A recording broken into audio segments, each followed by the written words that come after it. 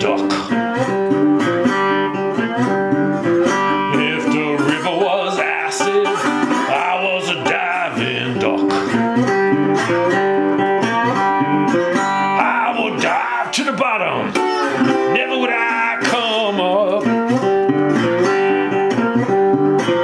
Well, I could have had religion, bad old thing instead. Yes, I could have had a religion, bad old thing instead.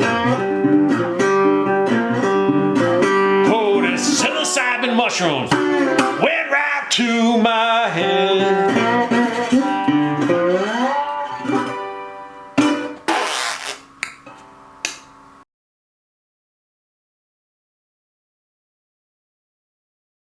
You know, I've met other people from the internets, and some of the experiences have been very unpleasant, but you are very cool. Well, I appreciate that. One of the major things was that probably in 2012 or 2013, I was approached by somebody from the Netherlands, and he said he had seen me playing the shuffle, and he wanted to learn. And I had nobody knew me, nobody knew who I was. I was, you know, kind of new at it, and I said okay, and we started to Skype, and it turns out that he had diabetes at age 12. Leukemia age 18, and age 20 the leukemia cure was destroying his lungs. And then I wasn't smart enough to get his parents' information, but one day he was no longer there. And a month later, his stepmother called me up, got in touch with me on Facebook and said, Vincent is in a medically induced coma, and unless he gets a double lung transplant, he will die.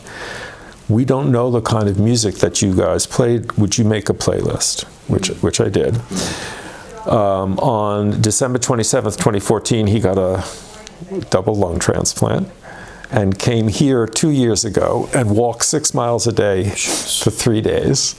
And today he goes to the gym and he rides his bike. And he said to me that when he was in the coma, he could hear, and he couldn't figure out how they got, you know, how they came up with the music. Right. It was from me. And the movie that's being made also is about, part of it is about that, but also how the internet can actually bring people together. Yeah. Which is nice, because sometimes, you know, there's the opposite occurs on the internet as well. So.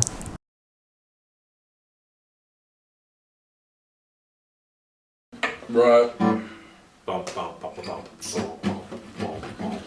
Let's see if I'm in frame here. Camera. Looks great. Not bad, right? Looks great. Not bad. You can do without that? Oh man. The problem is, like, when you have to keep babying it for a good 30 to 60 seconds ish, and the weather doesn't help you walk around. Yeah. What's up? Went down to the crossroad, tied the flag around. I went down to the crossroad, yeah, tried to flag my right. But it seemed to know me, everybody passed me by.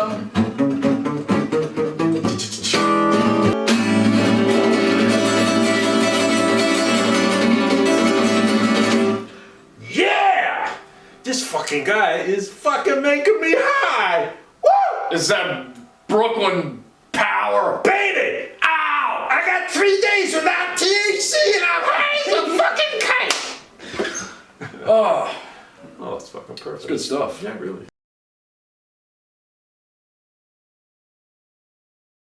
The first time that I left my body, I was 8 years old. And interestingly enough, it was while a friend of my parents' son was playing slide guitar. Wow. It was quite amazing, and I was gone. And periodically since then, it has happened to me time and time again, and through various magic medicines or sacred medicines, I have traveled all throughout being. And in 2007, on the second day, I left my body very quickly, and for the first time ever was able to leave my mind, and knew that if I did, I might not come back. And I let my mind go, and I went to what I would call before the Big Bang. And I experienced the flow of energy that is what this is. And from my point of view, and I think from the point of view of many people who have experienced similar episodes, it's pure love. And that all of this is pure love. The human mind often doesn't register that because of its complexities and its various diversions. But what happened to me was that I experienced unconditional, pure love and saw that everything was that. And there were actually beings, if you were to ask me, that generated, not what people call God. That is unknown, and if there is such a thing, I don't know what it is. But that the experience was that this entire universe is a flowing, expanding, energetic love, and that's nothing else. And that human beings are able to experience that. In fact, they are experiencing it even when their minds are confused and delusional, because that's what we are.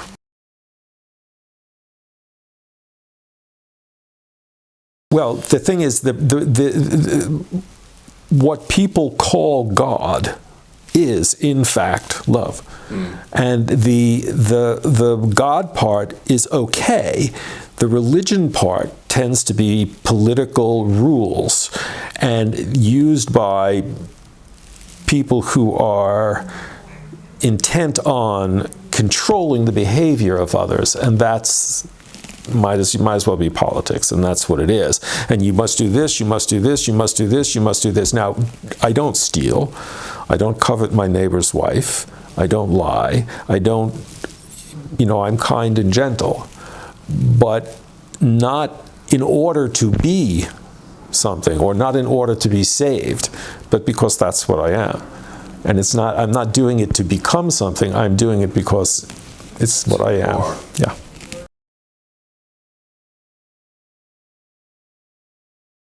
This plant also was in my mother's house. This is from my mother's house.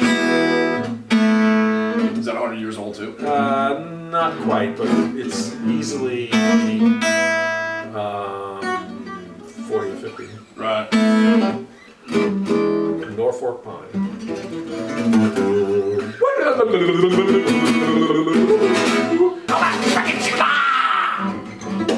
Look at what I can do now! I can do it all, baby!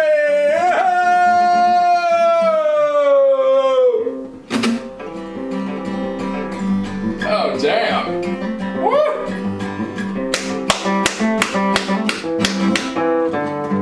I don't think I can do that.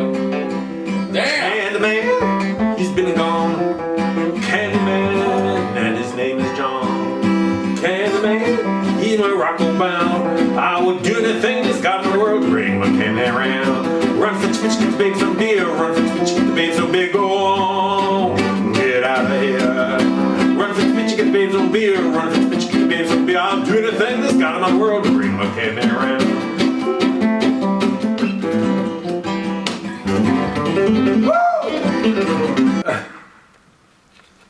That's from the Kickstarter that the people who are making the film about me did. That was one of the gifts. That is kick ass. I love it. Wee-haw! That's great.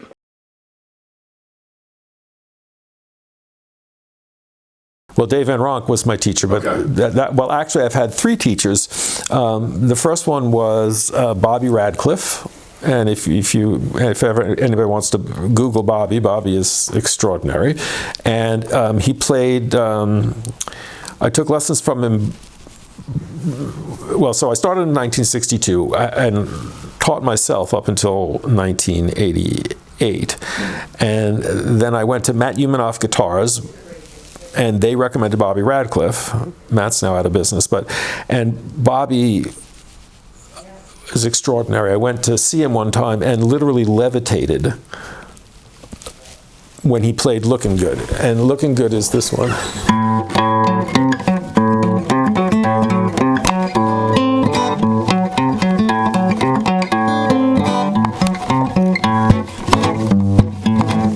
Anyhow, he rocked it, and he was playing electric, and it just lifted me off my chair, and Looking Good has become my favorite song.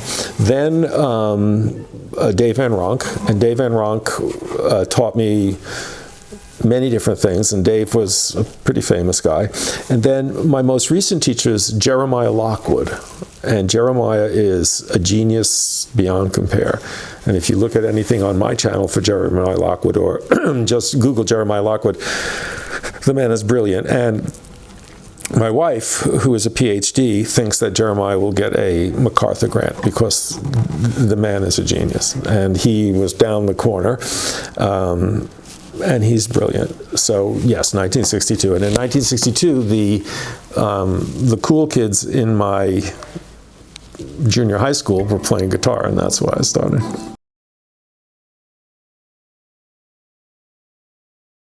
I have videos which refer to bar chords as being the fucking, death of everything. But first of all, Robert Johnson said that the blues was a cold heart shaken chill. And Good place to start. And Robert Johnson, of course, and Mississippi John Hurt said that the blues is just a good woman on your mind, but the blues actually comes from Africa. And Jeremiah is actually now pursuing a PhD, and it has to do with the development of music in this country and all around the world, and how it came from various places. The blues came from Africa. The people were brought here against their will, and the music that came, and what happened was it went from the church, where the music was played in a major key, to the bar room where it was played in a minor key. And Robert Johnson and Charlie Patton and Furry Lewis and all of these men from the 20s essentially created the blues. And then in the 50s, when I was born in 1950, and one of my first memories was in 1956 or 58 was Jerry Lee Lewis playing Great Balls of Fire on the Ed Sullivan Show, kicking the piano stool away and playing the guitar with his foot. And I went fucking crazy and said to my father, that's what I want to do. And then Elvis, Chuck Berry, and then suddenly all of this music became, and the problem was that the men that were doing it had black skin, and it was fucking horrible that they were not allowed to be on TV. They couldn't vote, they couldn't do anything. And suddenly, because of Elvis and because of Chuck Berry, this music suddenly became popular. Rock and roll was born. And that's where it comes from. And Muddy Waters said that the blues got pregnant and they named the baby rock and roll. Yep.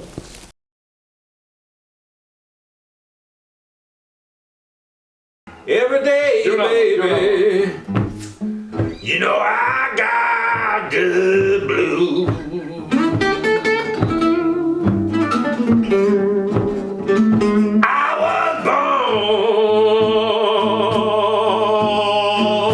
I was born to the Jews.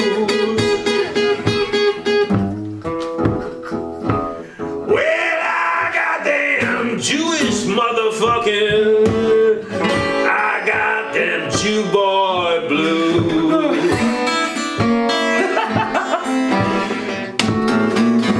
Well, my father was an atheist motherfucker. He was a belligerent atheist too. Tell me more about that. But my mama, she was not. And she was born a Jew, which means I'm a Jew too.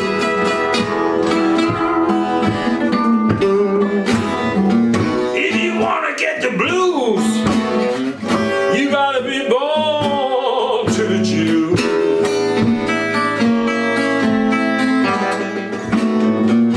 Well, down the block is the Lubavitcher Jews. Don't the guys that come up on the street and say, excuse me, you Jewish? And I go up to them before they say it to me. I say, excuse me, you Jewish? They look at me and they go,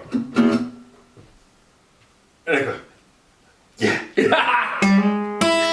And I said, you put on your killing today? And they go, yes, I did. Oh, baby. Well, I have said long that I face the Jews in Borough Park, and I face the Jews on Eastern Parkway. And oh, that way the Jews in Williamsburg. And I say that it's my power that's sending their prayers to where they want to go. I've been to before the Garden of Eden, where everything was pure and perfect too.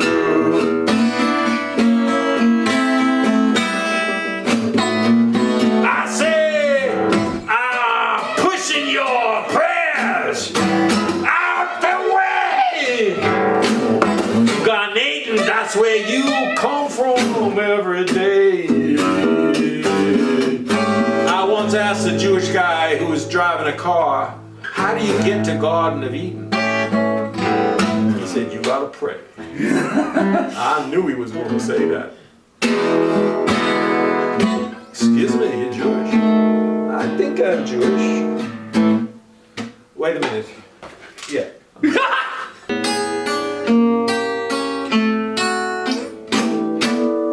Oh!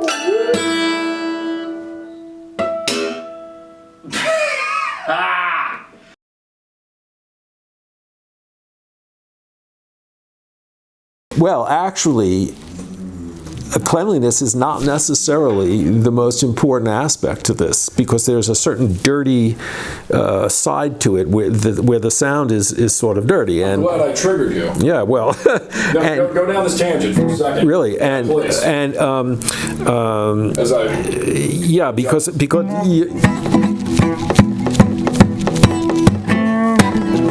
you know, it ain't clean. on there, Yeah. but that's it.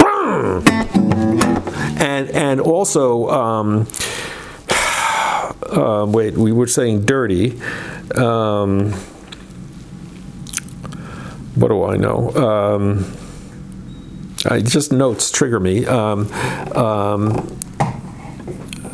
Well, yeah, and there's also a sort of man and woman aspect to it, because a lot of the blues. I mean, John Hurt said that the blues is just a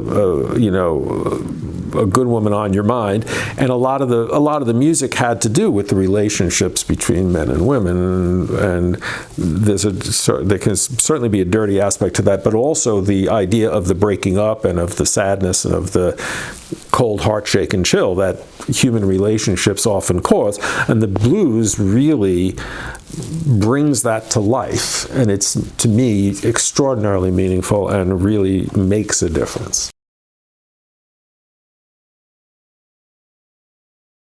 I've been married since 1972 to the most wonderful person I've ever met. I think that relationships are a manifestation of that love that I was talking about before, and that the manifestation is an expanding, growing, and beautiful thing, and that the relationships between men and women, men and everyone, women and everyone, and everything is interrelated, and that I'm looking at you, so to speak, but at the same time, the air that is between us is touching us both, and everything in the entire universe is touching. It's one big thing to which nothing can be compared, and the relationship that we have is an interrelated connection to all of that, and that the relationships between individual people are a manifestation of that, and beautiful. And of course, then when the human interactions and foolishness gets in the way and people start acting delusional, then the relationships can turn into damaging, even though, based on what I said before, the damage itself is also a manifestation of love. That what we call pain and suffering is just part of what is and needs to be accepted for what it is, as an example of love and nothing else. And that when these so-called bad things happen, it's how we relate to those bad things that causes the suffering.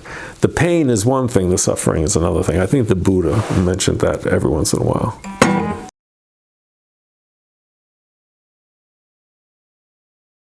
Breaking a sweat up in this place. Oh yeah, well that's typical. Let me see what we're doing on.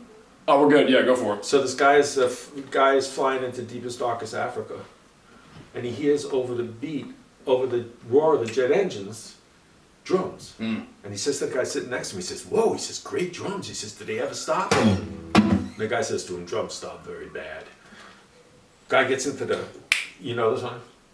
Tell it though, yeah. Guy gets into the airport and the fucking goes to the customs. He says, "What happens when the fucking drum stop?" The guy says, "Drum stop very bad." He goes in the cab and he says, "What happens when the fucking drum stop?" The guy says, "Drum stop very bad." Gets to the hotel, grabs the manager by the fucking neck. He says, "What happens when the fucking drum stop?" He says, "Drum stop very bad." Bass solo. Bass solo! Depending on the bass player, it's not that bad. Well, you know. You know the best time to talk to the bass player's girlfriend, right? No. When he's playing a solo. I was going to say that, but I was like, yeah, everybody talks. I feel like I'm running into a trap there.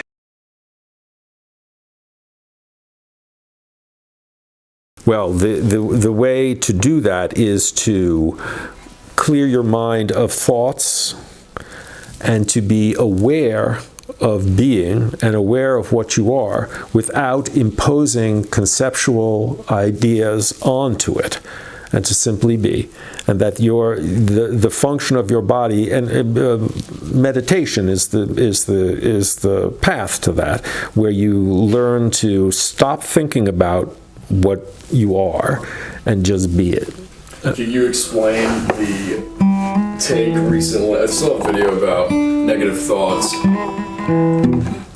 Could you show an example of how you deal with that? I think you may know what I'm talking about. Well, where you smile. Yes, well, sure. I call it the Brooklyn meditation method. Yeah. And almost everyone that hears this reacts in the same way. We'll see what happens. Is that as you are meditating, as you are walking down the street, and you remember how your second grade teacher was mean to you, what you do is you take in a deep breath, do a half smile, and say to yourself, "Shut the fuck up." That's what happens to everybody. You say, "Shut the fuck up. Why are you doing that to yourself? You don't have to do that. It's you doing that to yourself. Don't fucking do it." And I call it the Brooklyn meditation method. And of course, the other way to do it is just simply take a deep breath, smile, and then sigh from your heart. And the sigh, the out breath, is the way that your body feels when the meditation is properly learned. And that out breath feeling is what I'm talking about. You better fucking do that, because if you don't, you're going to go to nirvana really quickly, because you're going to be dead. Right. So, singing, talking, it's all a matter of the breath. But the breath in various meditation methods is what you focus on. And you focus on not simply the breath, but the way that your body moves and the way that your body inhales and goes up, exhale down, and that the joyful feeling is found through the focus on the breath, and to not think about it, but to simply do it. And it is the one thing that you do without trying. Because I assure you, if you don't breathe, you're going to die pretty quickly. You can go weeks without food, you can go weeks without water, but you can't go more than 4 minutes without breathing, so you better fucking breathe. Otherwise, you die.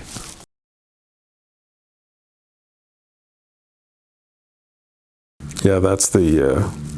That's them. They're hammering on the wall. That's a manifestation of love in some degree. And actually sound, one of the as before 2007 and even after 2007, loud noises, people chewing, etc., would make me go crazy. But now I have learned to simply accept the sounds that come in the same way as the breath. It's just a sound. It's a beautiful thing. It's a beautiful thing to be able to hear that and not to say to myself, they're making a lot of noise, or, oh, I don't like that, or, shut your mouth, you're chewing like your gum on the subway. Just accept it and just say, okay, it's beautiful, I can hear.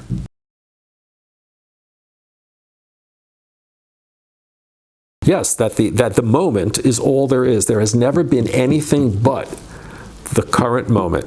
And it is eternal, it is forever, it has never been anything but that. The past doesn't exist, the future doesn't exist, it is now. And now is what's real, there is nothing else. That is what it is. And our minds remember, and our minds worry about the future, and our minds fear. But the only thing that there is what's right now. And that's what it is. And that's what the meditation, and that's what the sacred medicine brings to the human mind, is the awareness and the realization. I call it the realization of perfection. That what we are able to do is realize the perfection of being, and that it happens when you have quieted your mind, you stop thinking, and you just realize how beautiful it is. Even the sound of that person chewing gum on the number 2 train.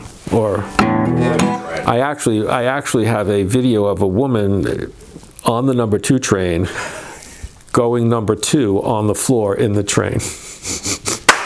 She was screaming and yelling and going totally crazy, at which point she pulls down her pants and poops right on the train. I posted that on Reddit and they liked it.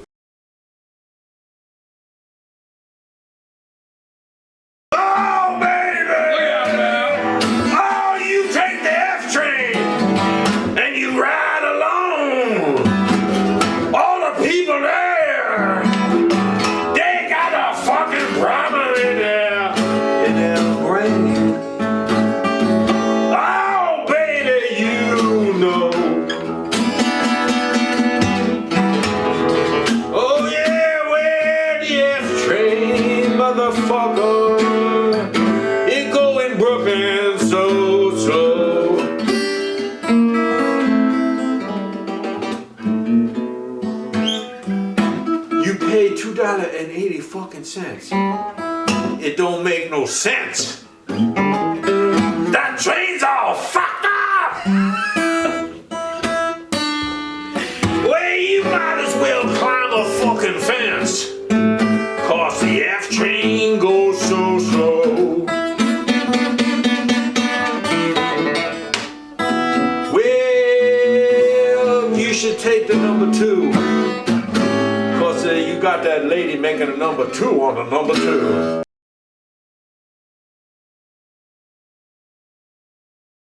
Mass extinction has happened before, and I assure you that the cockroaches and flies and other insects will be happy as hell when all the humans are gone.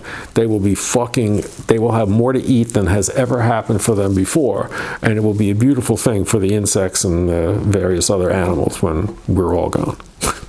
Hopefully we can all just get along better.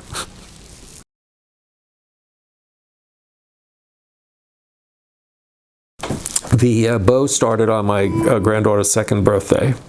It was left, one of them was left in the house, and I just put it in my beard. And well, the beard's been there since 07, right? The beard, I have not trimmed the beard or my hair since 2007. I've had a beard of one sort or of another since 1967. Okay. And the 7s. Something. Oh, that's interesting. I hadn't thought of that lucky number. I also, I used to carry a bag of them with me when I would go out on the street, because people love the bow. It's one of the reasons I wear it is because it just makes people smile. And I used to, if somebody would say, "Oh, I love your bow," I would give them one.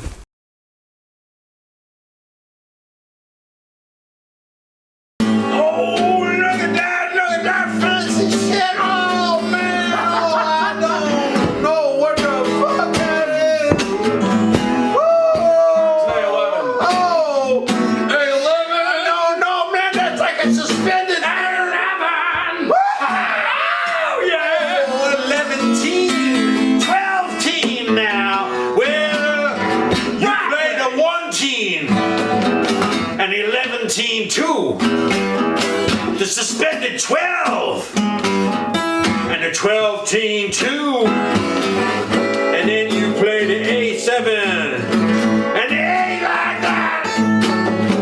11-10, 12-10, 1490, 30-10.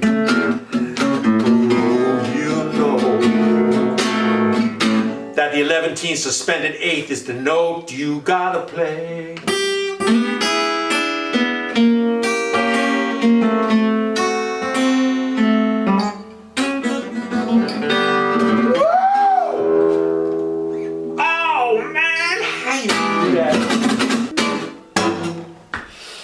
Well, I threw up on your birthday cake, Scout.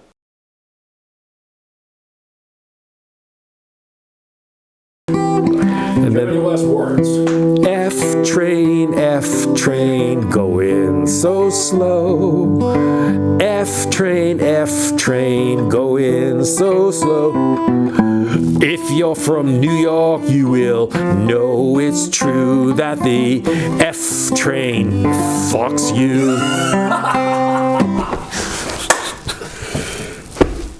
My pleasure. Oh, my Thank pleasure you as so well. much. You're a doll. Well, I appreciate it. You're a doll. Get the fuck over here! And I said, what the fuck? I said, they're gonna fucking kill us. At which point he opens up his shirt, he's got a gun. He says, let him for fucking try. Okay, man. Anyway. There you go. What a joy. What a joy.